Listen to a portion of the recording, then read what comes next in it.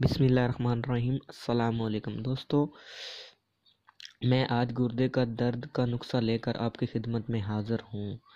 گردے کا درد بہت ہی تکلیف دہ مرض ہے۔ یہ نسخہ بہت ہی اچھا ہے، آپ کا فری میں علاج ہوئے گا انشاءاللہ، کیونکہ اس میں پیسے نہیں لگتے ہیں۔ یہ صرف پیپل کے درخت سے آپ اس نسخے کو استعمال کر سکتے ہو۔ ویڈیو شروع کرنے سے پہلے ہمارے چینل کو سبسکرائب کریں اور ساتھ ہی بیل آئیکن کو دبائیں تاکہ ہماری آنے والی ویڈیو آپ کو مل سکے۔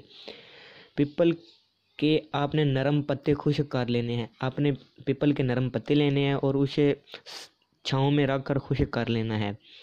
پیس کر آپ نے 6 ماسہ سفوف تازہ پانی یا دودھ سے آپ نے کھانا ہے، اور آپ نے اس سفوف کو گیلا کر کے بطور حقے میں پینا ہے۔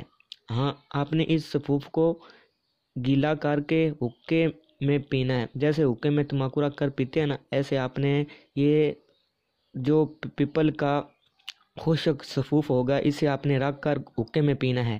انشاءاللہ آپ کا گردے کا درد ٹھیک ہو جائے گا انشاءاللہ۔